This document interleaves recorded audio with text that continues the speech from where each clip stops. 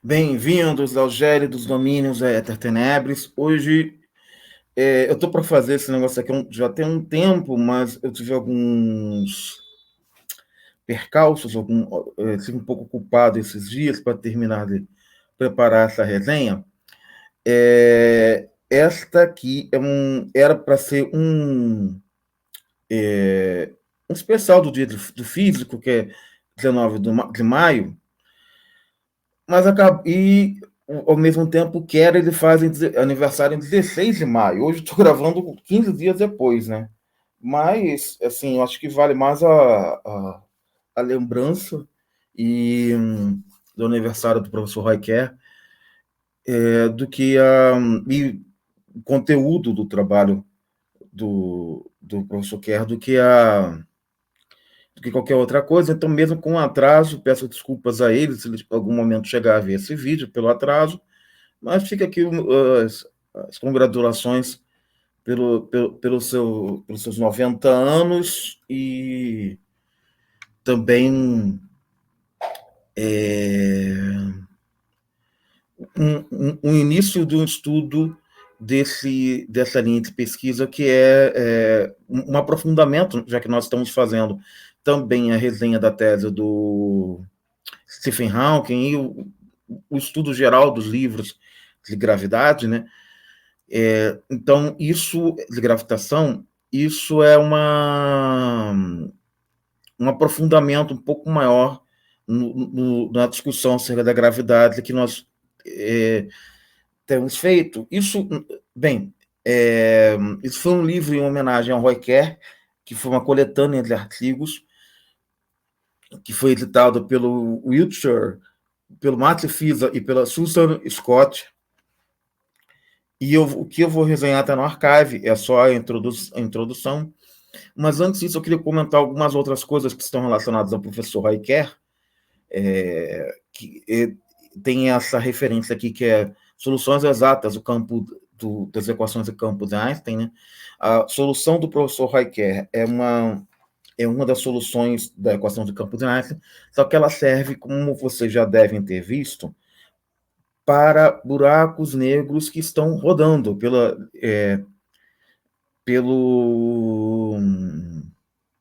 título do livro, né? Buracos negros rodando em relatividade geral. Então, esse é um espaço-tempo de Kerr, exatamente, descreve objetos muito massivos rodando. É isso que nós vamos lidar hoje e discutir hoje. Como sempre, se tornou já tem um tempo hábito em nossos vídeos, a gente pedir Pix. Quem quiser contribuir com o canal, temos aí o nosso Pix 082 500 40716. Bem, esse trabalho aqui foi o trabalho original do Kerr, um Physical Review Letters, onde ele apresenta a solução dele de buracos negros rodando, campos gravitacionais, uma massa rodando, um exemplo especial de métricas, né? Foi publicado em 1º de setembro de 1963, numa Physical Review Letters, e foi novamente reeditado por conta do aniversário de 100 anos da relatividade geral em 2015. Bem, essa aqui que eu estou mostrando é a solução, é a métrica do espaço-tempo de Schwarzschild. Essa foi uma solução ainda em 1916 das equações de campo do Einstein, e essa é uma solução para buracos negros, para objetos muito massivos, na verdade, para fontes muito massivas, só que estáticas. Né? As duas funções que aparecem multiplicando os elementos temporais e radial aqui são as que denunciam a existência de singularidade. Né? Nós temos uma singularidade em R igual a zero e temos uma outra singularidade de coordenadas quando essa função métrica desaparece. Então, essa, como eu disse, é uma métrica de uma fonte de campo gravitacional esférica, em coordenadas esféricas, em uma para um campo, para um objeto que não está girando, ou que pelo menos, né? Bem, como eu disse, aí nós temos um dos pontos onde nós temos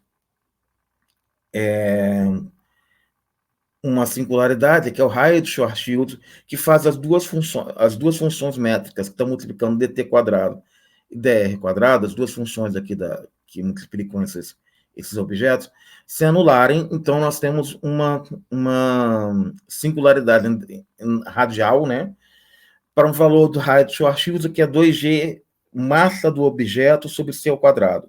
Então, quando a gente substitui esse valor aqui, nós temos que as funções métricas se anulam e a coordenada radial vai para o infinito. Contudo, isso é essa posição, isso é uma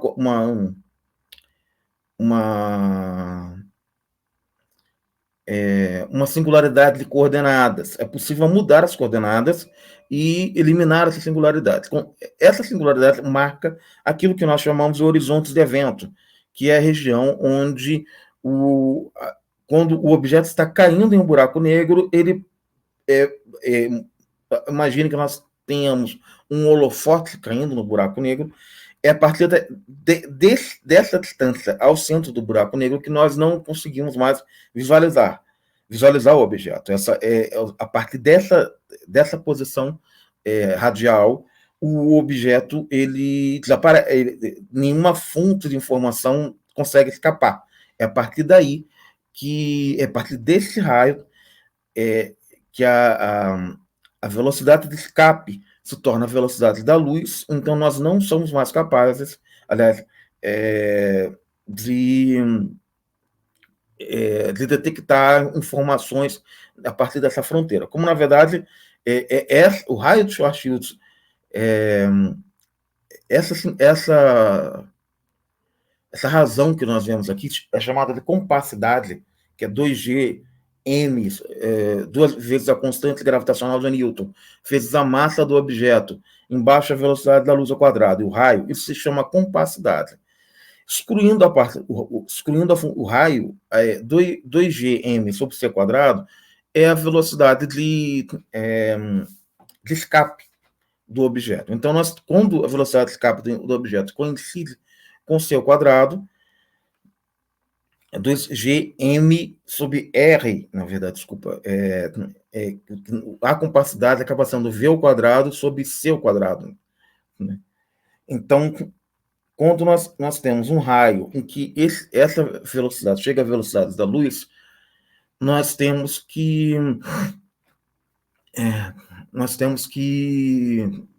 nem a luz mais consegue escapar do buraco negro, dessa região do espaço. Né? Então, essa região, esse é o raio a partir do centro da estrela que marca o horizonte de eventos. Isso é muito bem demonstrado, foi muito bem demonstrado já nesse século, em algumas pesquisas naquilo que nós chamamos de buracos negros artificiais. Esse livro aí ele consegue fazer um resumo desses buracos negros artificiais, usando, em geral, nessa época, usava-se fluidos em geral, né? Onde nós temos não buracos negros, mas buracos mudos, onde o som não conseguia escapar. Então, o horizonte de evento acaba marcando um ponto de não retorno, onde não mais se pode retornar. Né? Bem, como disse, isso é uma singularidade de coordenadas e é simplesmente eliminado por uma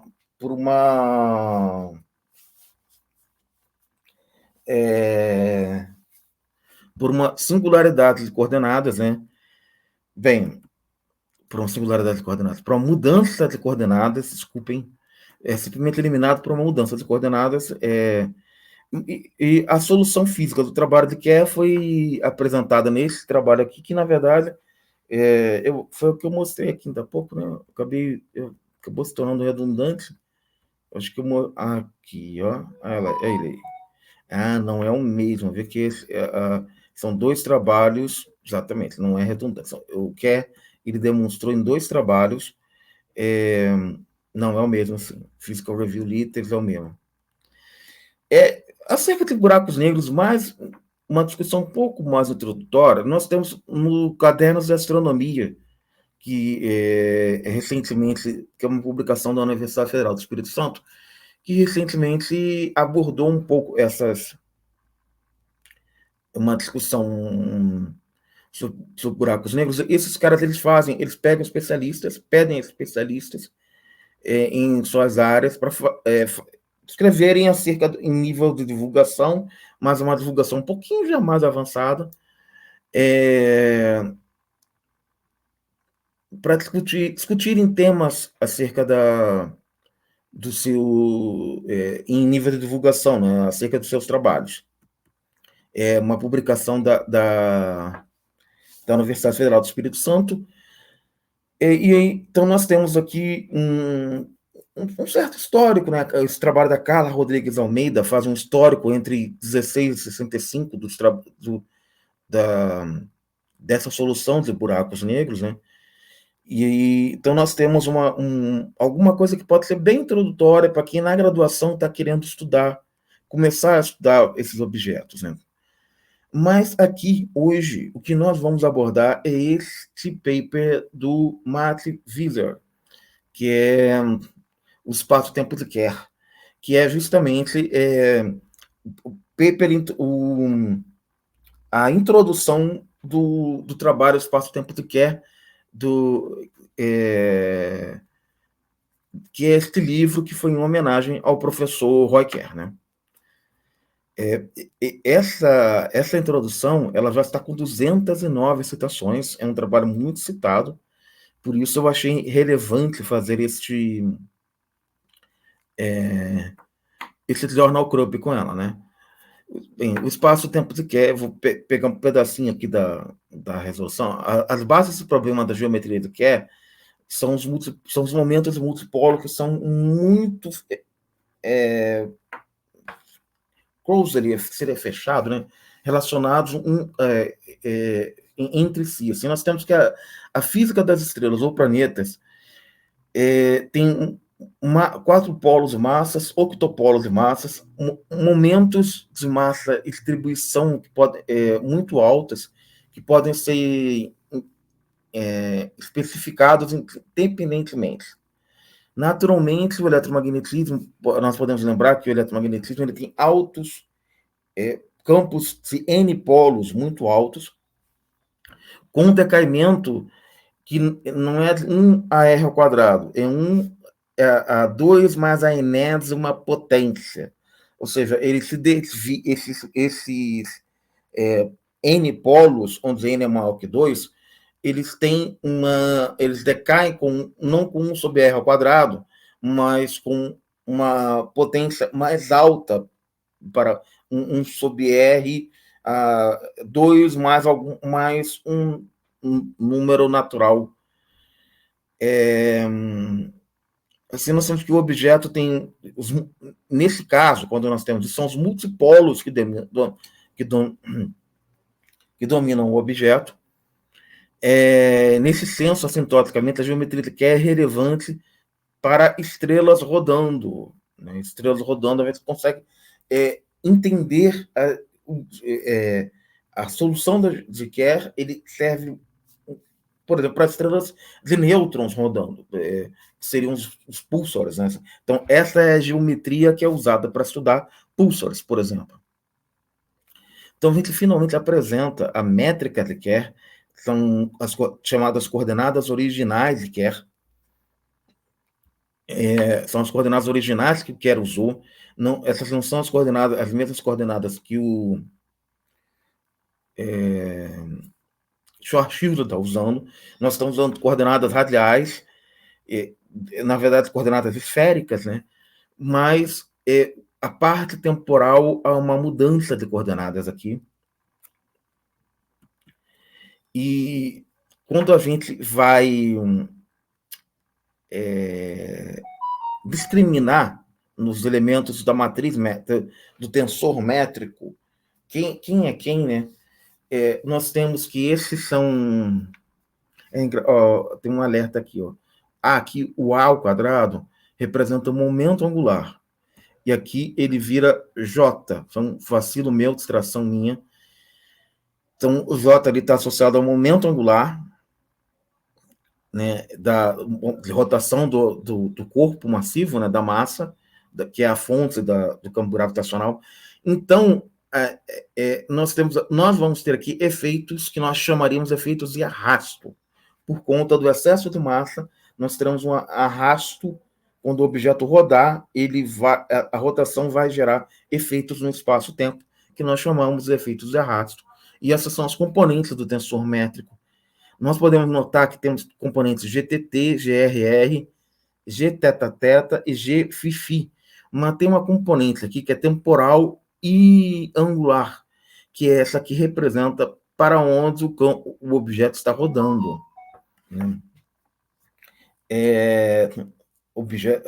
A coordenada a qual ele está rodando. Então, esse GTφ, ele acompanha a rotação. E a gente deve notar também que ele tem uma relação direta com o... vejam bem, né? 4GJM² RC², ele está diretamente relacionado com o Gφ. E é um objeto, é uma componente, obviamente, fora da métrica não, fora da diagonal da métrica. Então, quando a gente escreve o tensor métrico como matriz, aparecem esses 4 elementos na diagonal da métrica e aparece um cara fora da diagonal, que é esse GTφ, que é o que caracteriza a rotação. Então, isso é uma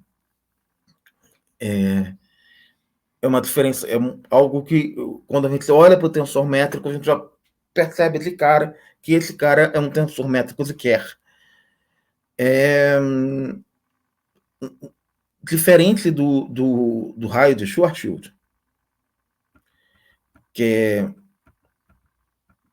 este aqui, né, 2gm sobre c², esse é o raio de Schwarzschild.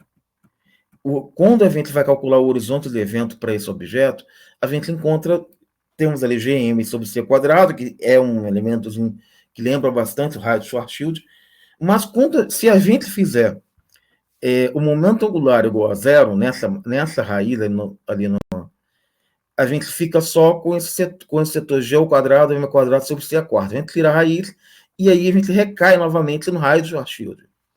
Então, sempre que a gente fizer J igual a zero, a gente vai recair de novo em Schwarzschild, né?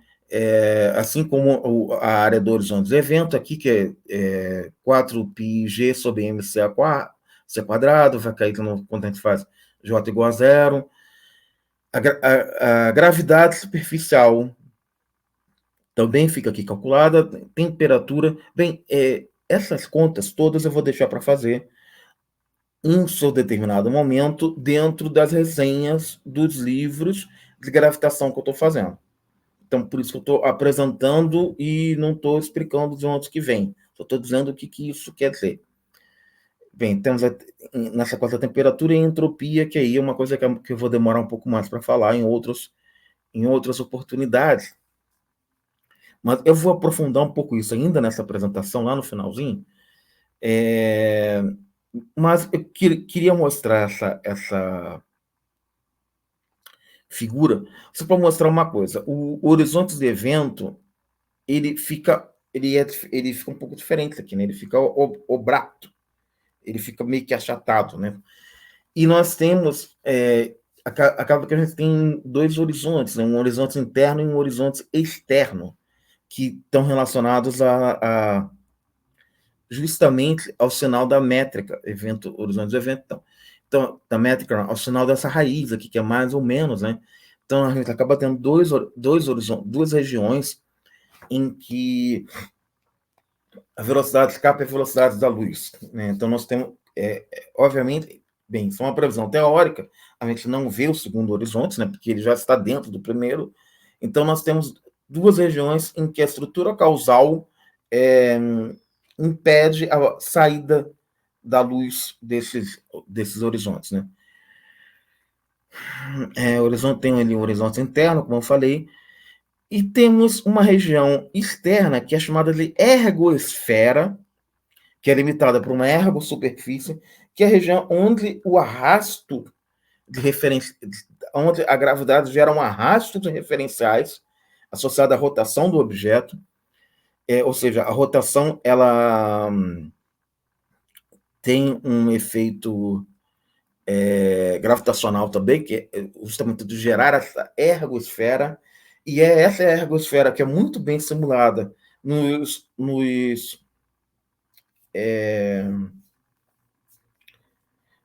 em fluidos, né, com modelos análogos a buracos negros.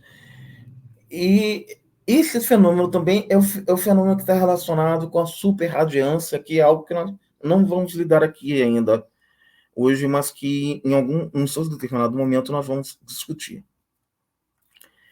Bem, sim, eu ia esquecendo de falar, né?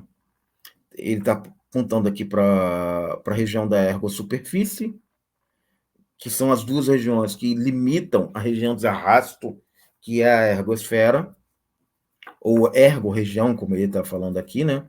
Que é essa em azul.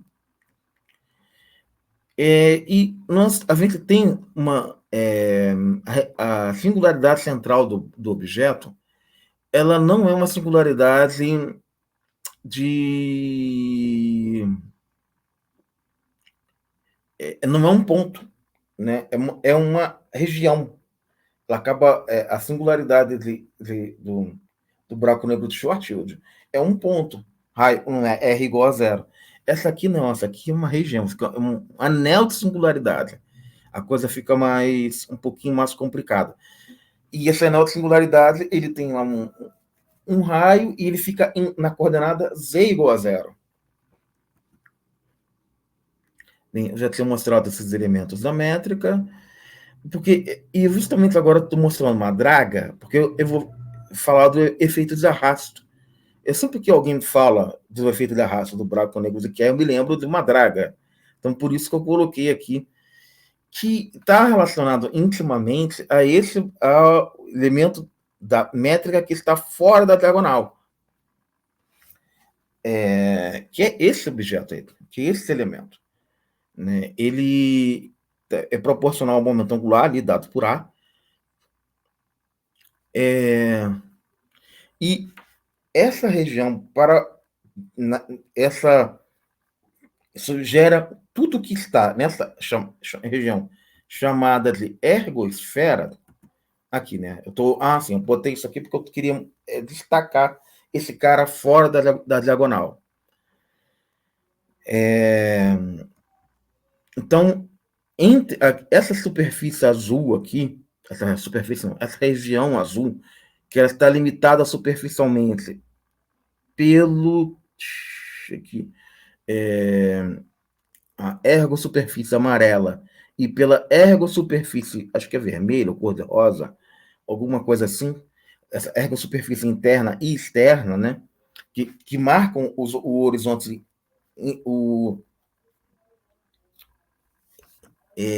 que marcam o horizonte do evento. Então, próximo ao horizonte do evento, nós temos essa região de arrasto, que é a ergo-região, que é uma região bastante achatada, né? Ela coincide com os outros eventos nos polos.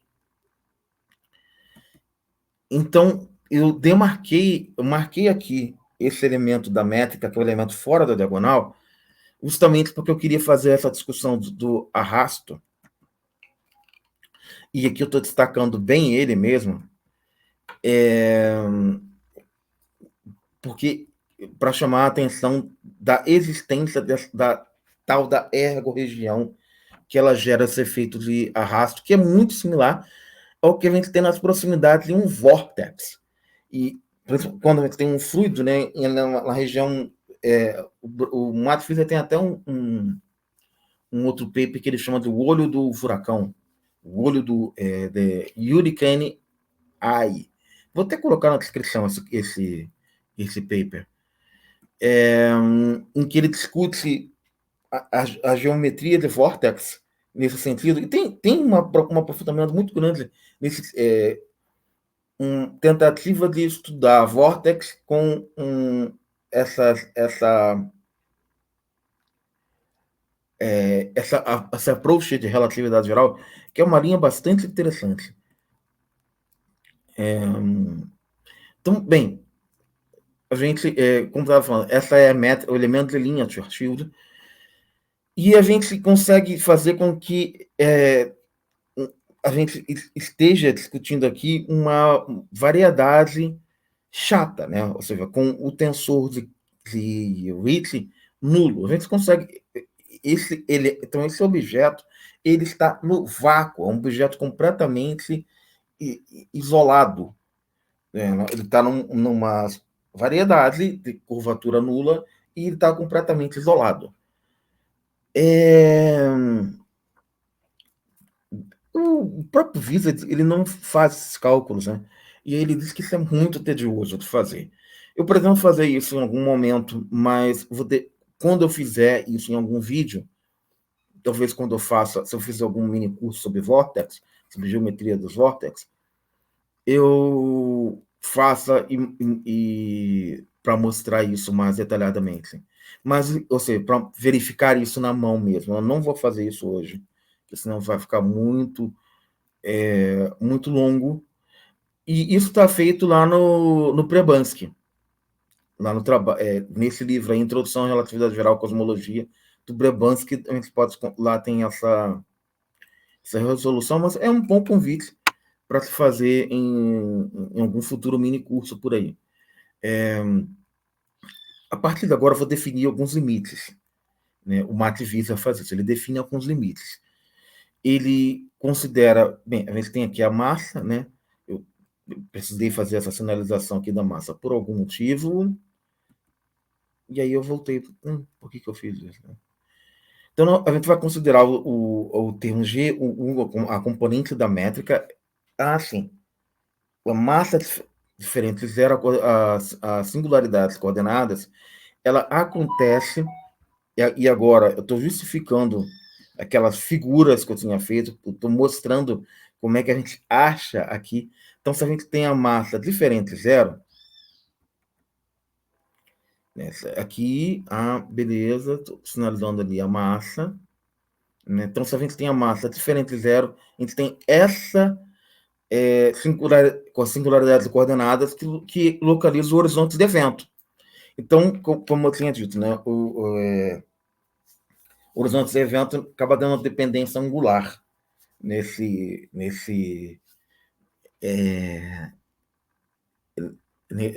geometria, né, que a gente está lidando.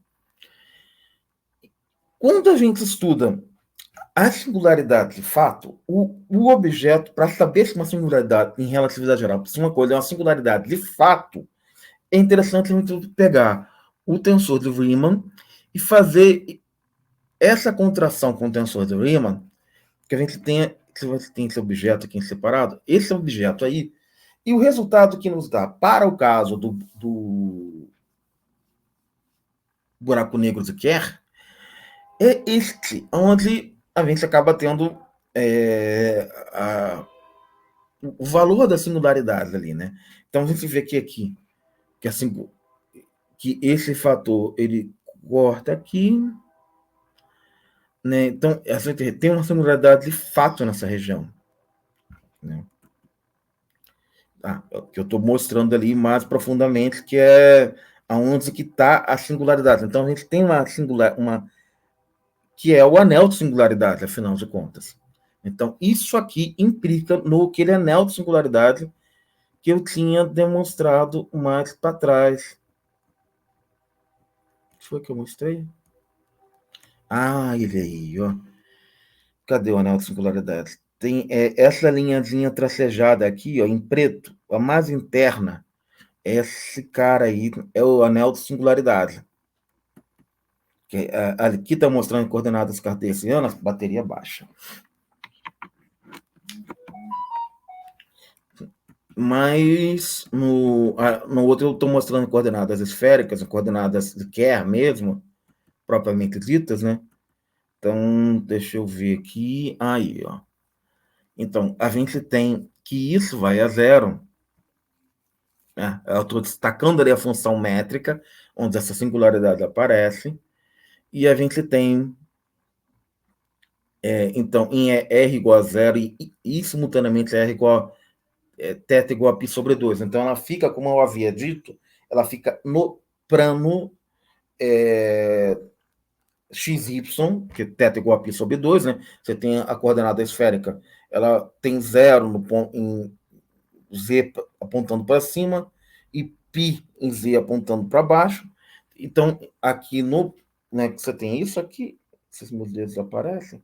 Então, aqui no plano coordenado, no plano XY, eu mostro de novo a figura, a gente encontra o anel de singularidade, né? Que é o anel do horizonte, não, da singularidade de fato. Essa não é uma singularidade de coordenadas, né? Então, nós temos que elementos de linha independente de U e φ são imediatamente deduzidos a existência de dois vetores de Killing. Os vetores de Killing são os objetos que dão na verdade, eu defini o que são os vetores de Killing lá no mini curso que eu apresentei nas atividades formativas de verão. Então, eu não vou redefinir aqui, vou botar o link.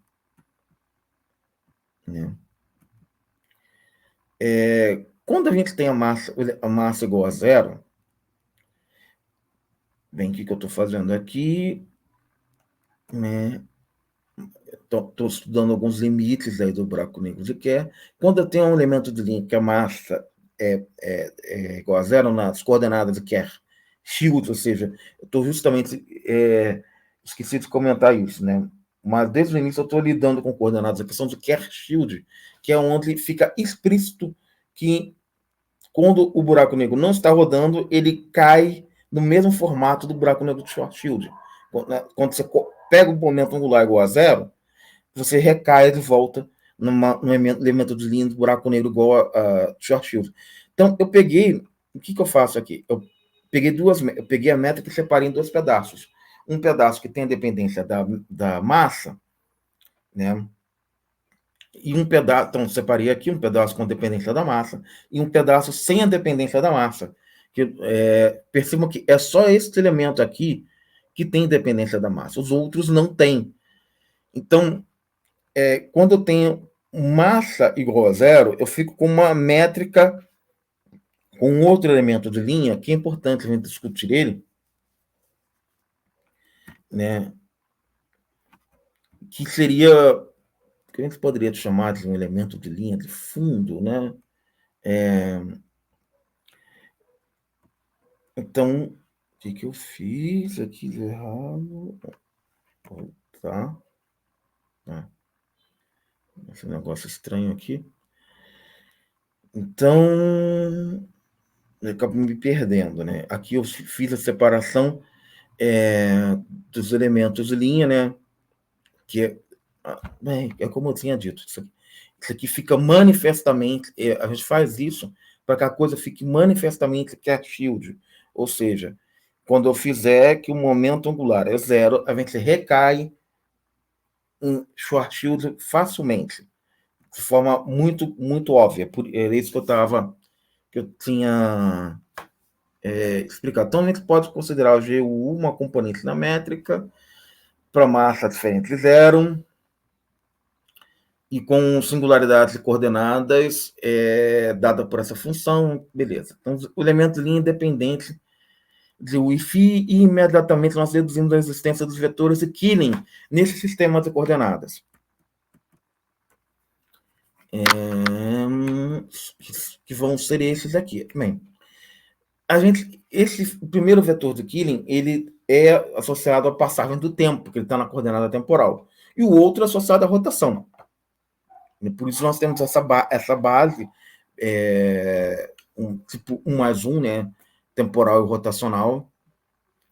E com isso a gente consegue separar a métrica nessa métrica de fundo e nessa outra métrica, tendo o LA e LB como os caras de Killing, os objetos de Killing, os vetores de Killing.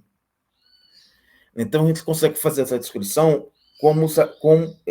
lidando com... a gente consegue fazer essa separação entre os elementos da métrica, operando com uma métrica G0, que seria exatamente uma métrica de fundo. Esse procedimento que eu já tinha comentado sobre ele. E onde esse objeto é o objeto Z0, né? Que não tem dependência da massa. Seria mais ou menos como se a gente estivesse dizendo que esse objeto aí é um objeto de puro momento angular. Acho que seria essa a melhor interpretação, porque ele está dependendo do momento angular, né? Então, isso seria um objeto de momento angular, basicamente, né? Então, aqui é que fica manifesto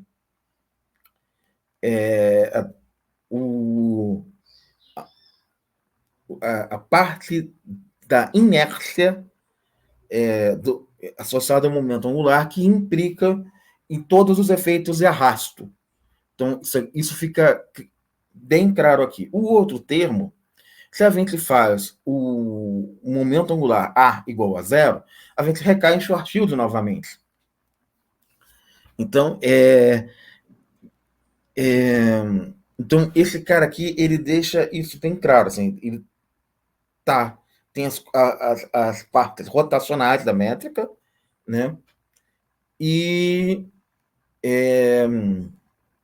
os elementos também, as partes angulares da métrica na diagonal, e os elementos fora da diagonal que implicam na rotação, que são.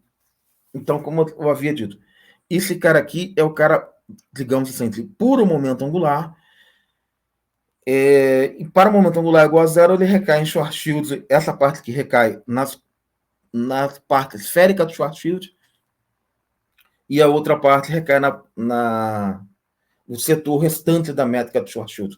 Então, isso é um jeito de separar o campo gravitacional gerado pela inércia do momento angular e a parte vinda da massa propriamente, né? Da massa. Então, a gente acaba que, nesse objeto de Kerr, a gente tem duas fontes de campo gravitacional. A fonte do momento, que é o momento angular, e a parte da massa. E aí é interessante pensar nisso, que o objeto de Kerr acaba sendo uma manifestação do princípio da equivalência muito forte, né? A ergo-região acaba sendo uma manifestação do princípio da equivalência muito forte, que é a propagação de momento no espaço-tempo. Bem, então, esses são os vetores de Killing que eu estou representando nessas coordenadas de Kerr-Shield, onde manifestamente, já falei isso, manifestamente, onde a gente consegue recuperar o buraco negro de Schwarzschild de uma forma manifesta, muito simples, né, como eu tinha mostrado anteriormente. Então, esses são os buracos negros, são os vetores de Killing. E a gente fica dessa forma com o objeto descrito, a coordenada, a métrica de fundo, métrica, a parte da métrica de fundo, que é associada ao momento angular, contravariante, né? Fica dessa forma. E aí a gente acaba tendo todos os elementos. Tem uns determinantes da métrica, da métrica, que é fundamental, né? E aí, olha só que coisa interessante. O determinante da segunda parte da métrica é zero. A gente só tem um determinante da métrica de Schwarzschild mesmo, da métrica associada à rotação, né? Ao momento angular. Então, e que eu acabo calculando aqui. E é nesse objeto que temos a singularidade, né? Que é o tal do anel de singularidade, que eu já tinha comentado. Então, assim, os Killing estão manifestando, estão parametrizando as geodésicas nulas, né? E a partir deles que nós obtemos as geodésicas nulas, que são tão expressas aqui, né? Com isso, eu escrevo o vetor de Killing, a derivada do vetor de Killing manifesto. Agora alguém resolve botar a música, espero que não atrapalhe. Né?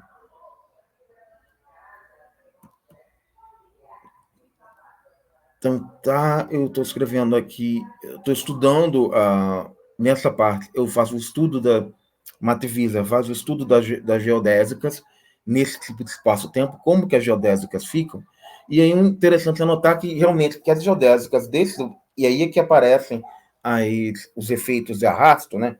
Porque nós temos que as geodésicas, ou seja, todas as partículas vão acompanhar a rotação do buraco negro na ergo-região. No limite, onde o raio é ali o raio que fica nesse limite da ergo-região. Então, a gente tem um raio muito grande, então isso acaba desaparecendo. Acaba que a gente não tem mais quando está fora da ergo-região, a gente não tem mais esse efeito, né? Então, é um limite para raios muito grande. Isso aqui a gente acaba que isso vai a zero, né? O raio aqui, o R ao quadrado, ele se torna dominante e essa derivada vai a zero no infinito. Então, no infinito, a gente retoma um espaço-tempo de Minkowski. E isso que é interessante. É realmente um elemento muito parecido com o vórtex. Né? Então tá, então aqui a gente tem o procedimento de derivada que eu tinha feito, né, que é, na verdade, um divergente do vetor de Killing, que a gente está estudando, e isso aqui nos dá como que ocorre a propagação do momento, né, do arrasto de inércia em torno dessa massa girante, né? É isso que a gente está obtendo aqui, quais são as linhas, um pouco parecido com o que a gente faz com o divergente de um campo elétrico, né? Tem exatamente essa ideia. Né? Você tem um divergente do quadro vetor e seriam como que essa carga de inércia está se distribuindo no espaço. Bem, pois bem, isso que eu falei, essa condição implica em vetor. Bem,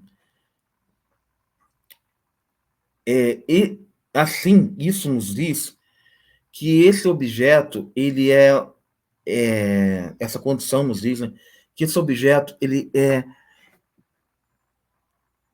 está livre de shear. A palavra shear pode ser traduzida como viscosidade, né, viscosidade de um fluido. Então, o vetor LA, ele é alguma coisa, não, ele é um vetor que tem a cara de um objeto gradiente. Então, como a gente já estava imaginando, né, que eles são geodésicas, e os gradientes dão exatamente a direção de propagação maximal, né, máxima. Então, isso faz todo sentido que a gente obtenha essa relação física, como nós, né? E aqui a gente começa a entrar numa coisa que a gente chama de twister. Esses objetos, eles têm uma implicação matemática numa coisa que nós chamamos de twistors, que são coisas que implicam em spin, implicam que tem algo girando. É uma entidade matemática que eu tenho bastante interesse, mas que eu tenho que falar aqui com certa limitação, até porque eu já estou com um tempo bastante avançado. Mas, bem, com isso eu consigo escrever a frequência de rotação do buraco negro. Né? Bem, isso é uma resenha de um paper de muitas coisas que eu ainda não falei, mas ainda não falei no canal. Mas que eu posso falar em outro momento e linkar com isso aqui, em particular, nas atividades do verão, formativas do verão, quando eu fizer geometria de vórtex, né? Bem, eu escrevo em coordenadas cartesianas o elemento de linha de Schwarzschild, que é exatamente aquela figura que eu mostrei no início, estava em coordenadas cartesianas, né? E para m igual a zero, nós temos quando eu escrevo nessas coordenadas, e aí eu faço m igual a zero, fica manifesto o limite do espaço-tempo de Minkowski. Né? Então, nós temos aqui como que a gente escreve nesse limite para a gente eliminar a parte da inércia associada à massa. É como se a gente estivesse eliminando a concentração de massa do buraco negro. A gente pode pensar também que é como se a gente estivesse eliminando um vórtex, já que a geometria do vórtex também pode ser descrita por essa métrica. Né? Então, nós temos, nesse formalismo, a métrica de fundo é a métrica de Minkowski. Do formalismo da métrica de fundo, né? E aí a gente tem, nessas coordenadas, os vetores de Killing, nas coordenadas x, y, z, as coordenadas cartesianas, né?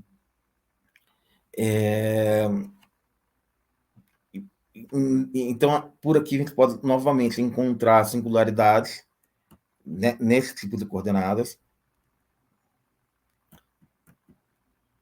E isso é que eu já escrevi.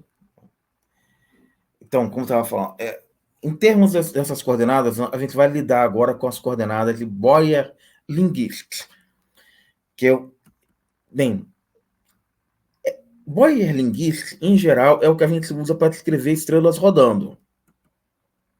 Né? Então, ela tem essa cara, esse elemento de linha tem essa cara, tem essas funções métricas muito amplas, aqui, muito genéricas, que vão ser dadas pelos ajustes as propriedades da estrela propriamente, né?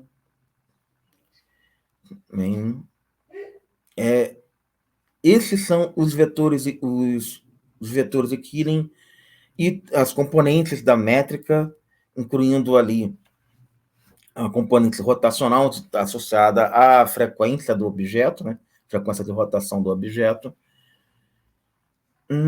Então, temos a métrica de Kerr-Shield, a métrica de Kerr, na verdade, explícita nas coordenadas de Kerr-Shield, como nós estamos de Kerr-Shield, de Boyer-Linguist, né? As coordenadas de Boyer-Linguist. Para isso, para levar de Kerr-Shield, levar de Kerr para Boyer-Linguist, eu faço essas transformações. Então, tem que as coordenadas vão ficar transformadas e então assim fica bonitinho aí o elemento de linha, né? Essas coordenadas elas são particularmente úteis, pois elas minimizam o número de componentes fora da diagonal da métrica, né?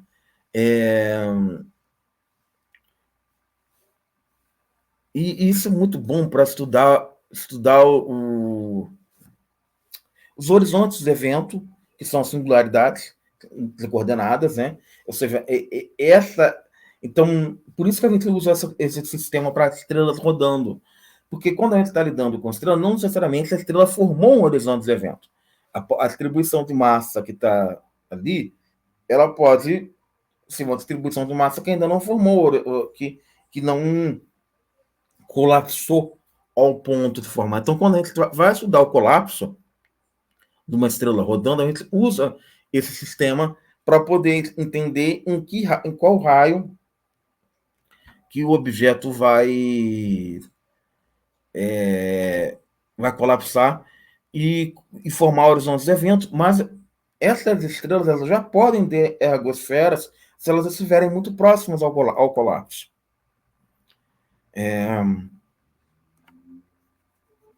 Bem, isso aqui eu já repeti, né? Para R indo para o infinito, para R muito grande, nós reobtemos, fica manifesto também aqui T menos dt ao quadrado, mais dr ao quadrado. Então, fica manifesto também esse setor, onde nós conseguimos ter a retomada do espaço de Minkowski, que é uma derrota, né, fazendo R muito grande, mas esse R aqui ele é grande o suficiente para que nós ainda tenhamos alguns efeitos de buracos negros. Então, seria uma versão mais fraca da métrica de Kerr, né? Ou seja, você estaria olhando a estrela de longe, mas ainda sentindo os efeitos gravitacionais dela. Então, a gente pode começar a concluir que a massa né, fica relacionada dessa forma pelo momento angular, J igual a ma. E se a é, vai para zero, as coordenadas, o elemento de Boyer-Linguist, ele reproduz Schwarzschild, né? E se a massa vai para zero, também cai no mesmo elemento de linha. Então, tá aí, ó.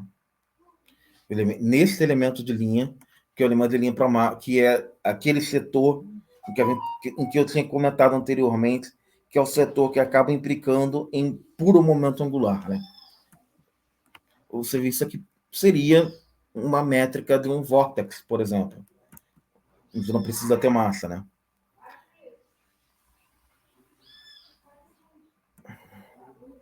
Bem, eu estou estudando um esferoide obrato.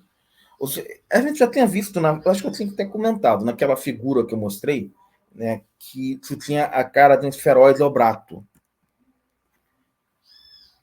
Então a gente escreve nas coordenadas do Boyer-Linguist e de forma tal que fique manifesta a carinha do esferoide obrato. A gente está mudando como, né, porque a gente está relacionando o Boyer-Linguist com coordenadas euclidianas para deixar esse negócio, para deixar a carinha do esferoide obrato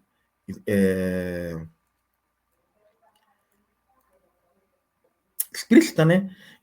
E, ou seja, a gente, por Boyer-Linguist, a gente novamente obtém Kerr-Shield, a decomposição de Kerr-Shield, né? Que é essa decomposição onde nós temos a métrica de fundo, isso que a gente chama de métrica de fundo, em termos dos quadros, dos vetores, a métrica de fundo e o setor de vetores de Killing, do outro lado. Aí a métrica de fundo, como eu havia dito,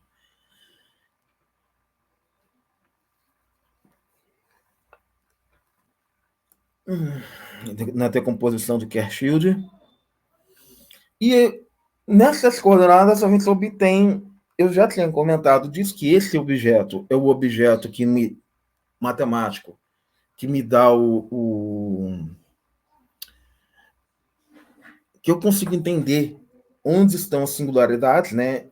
Singularidades de fato. Então é daqui que eu obtenho um anel de singularidades.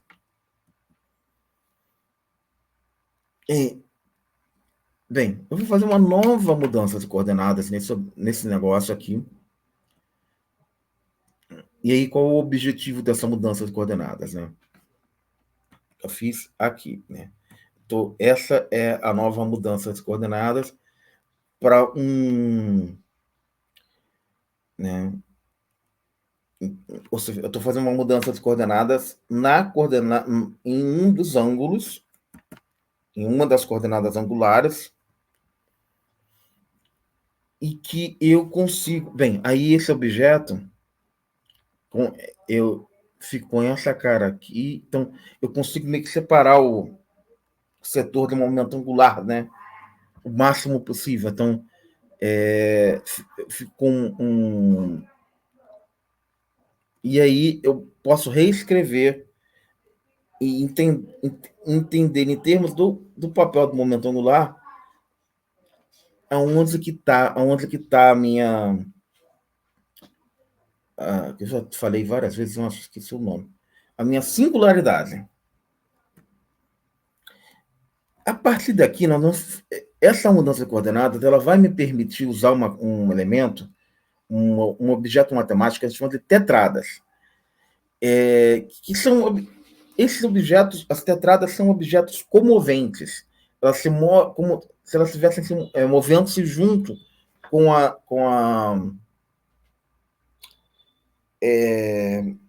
as geodésicas, né? Então, eu mostro a tetrada. E é interessante escrever esses objetos, porque essa primeira linha representa a quadrivelocidade. E eu também vou fazer uma resenha do livro do Aldrovandi. Lá eu vou explicar melhor esse negócio que são tetradas. Então aqui eu vou passar por cima, só mostrar as partes mais de definição mesmo, que vai estar muito bem discutido lá no livro do Aldrovandi. E é por isso que eu mostro ele aqui, né? Esse é o livro do Aldrovandi. Então eu vou explicar bem detalhadamente nesse livro o que são essas tetradas, mas elas são isso como se estivesse mexendo com coordenadas comoventes. É um tipo de referencial que a gente usa, que ele acompanha a propagação de um observador, né, como se fosse um observador comovente, que está se movendo junto com o objeto, quando o objeto roda. E nesse referencial a gente escreve as componentes do tensor de Riemann, com o apoio dessas tetradas, que são esse objeto aí. Né? E a gente tem, quando a gente faz no equador, né, que é em θ igual a π sobre 2, a gente observa, ou seja, a gente está se... E é para isso que essa transformação, que eu fiz essa transformação de coordenadas, para poder estudar no equador, para poder linearizar a minha coordenada angular, né, e poder deixar explícito como é que fica a situação, para poder entender mais facilmente, separar essa parte angular,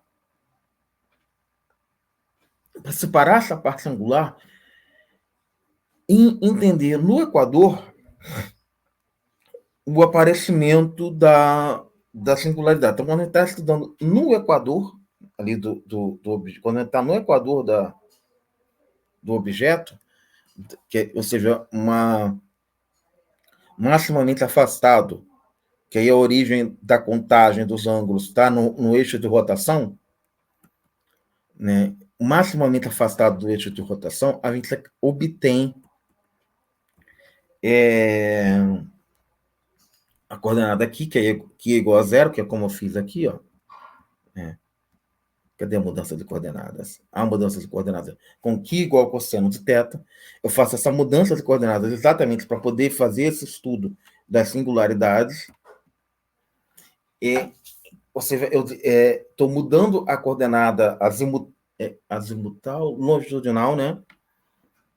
Para conseguir ver aonde está a singularidade em termos dessa coordenada aqui. E aí, quando eu estou no equador, faço Q igual a zero. E aí eu tenho a manifestação da curvatura. Então fica tudo muito mais fácil fazendo essa mudança de coordenadas para se estudar a manifestação de curvatura, o aparecimento do horizonte, essas coisas todas. Né? Eu achei essa referência, eu vou botar na descrição depois, sobre o estudo de horizontes e eventos, estudo observacional de horizontes e eventos, que a gente já andou conseguindo ver. É uma página que demonstra como é que está sendo feito o estudo de horizontes e eventos. Essa foi a primeira foto de um horizonte de evento tirada até hoje, né? Foi coisa até bem recente. Bem, eu aqui acabo retomando aquela figura que eu já expliquei detalhadamente agora, como é que a gente obtém ela, né? Daqui a pouco e aí eu retomo esse objeto. Quando ele vai para o infinito, eu tenho que esse objeto que é tensor de Riemann com variantes e contravariantes contraindo, né? Quando ele vai para o infinito, ele me dá a singularidade. Então, por isso que foi importante estudá-lo nessas coordenadas, que aí eu consegui saber onde está o horizonte com mais tranquilidade. Foi o que eu acabei obtendo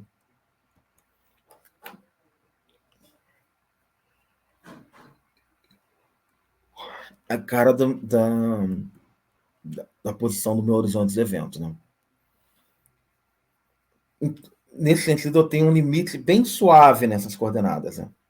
Para quando o A vai para zero, o K em R. É interessante. A gente fez esse sistema de coordenadas, esqueci de comentar, mas acaba que massa, como nós não temos a velocidade da luz aí, massa e raio ficam com mesmo sistema de unidades, com as mesmas unidades, né? Então, nesse limite de A igual a zero,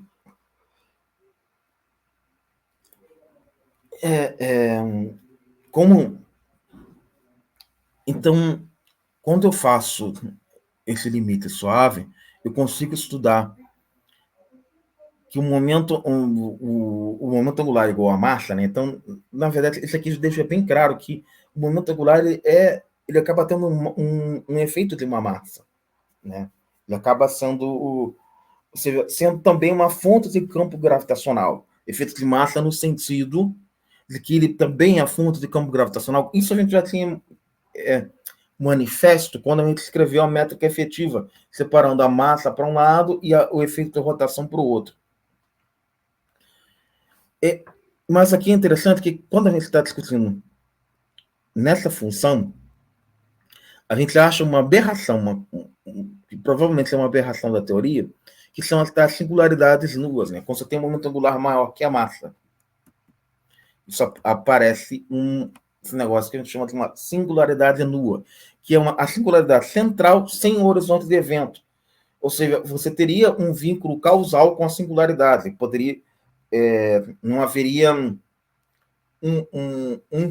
uma região do espaço onde fosse proibido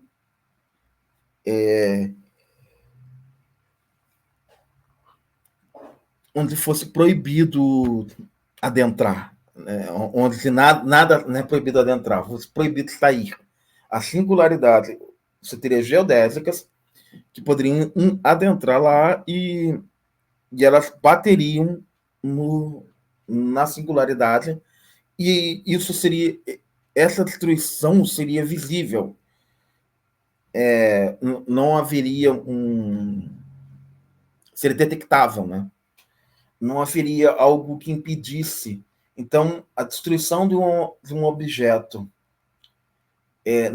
na presença de singularidades nuas poderia afetar alguma coisa fora dele. Teria um vínculo causal. Poderia ter um vínculo causal, né? Porque, na verdade, isso é o que é o horizonte de evento. Ele impede que a singularidade central tenha algum tipo de vínculo causal com o resto do universo. É uma proteção, né? Aliás, essa que é a noção que está por trás da conjectura do Hawking, chamada, acho que é do Hawking, de conjectura da censura cósmica.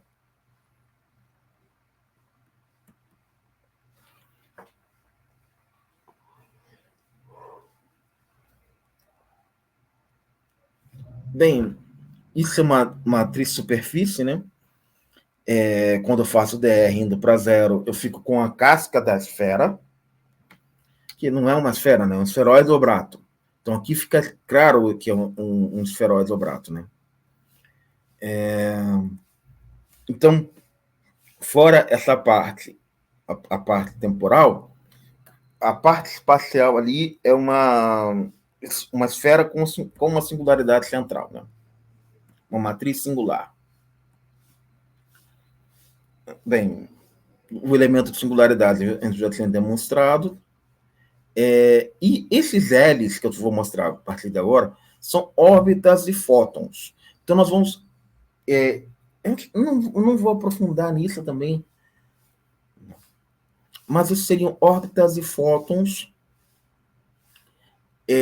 A gente pode ver esse quadro vetor, a rotação tem um efeito, ele sente o efeito de arrasto, né, da rotação, ele sente o drag da rotação, né,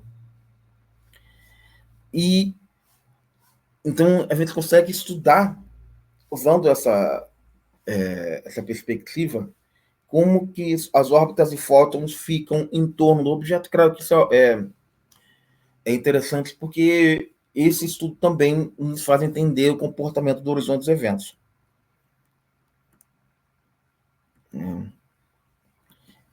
O Mark Visa, ele vai bem fundo nesse negócio, bem fundo mesmo,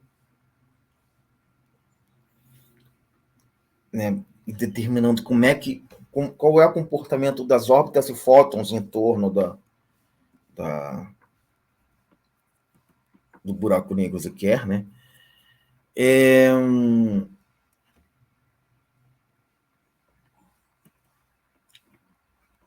Então, bem, eu estou mostrando um pouco isso aqui, mas eu estou com poucas restrições de explicar, que eu acho que isso seria melhor explicado em algum tipo de mini curso.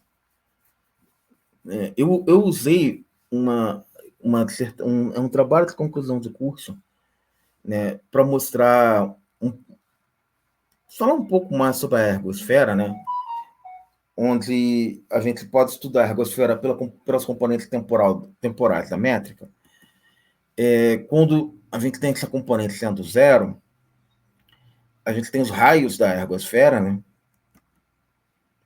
Então, a gente considera aí um observador tipo tempo, né?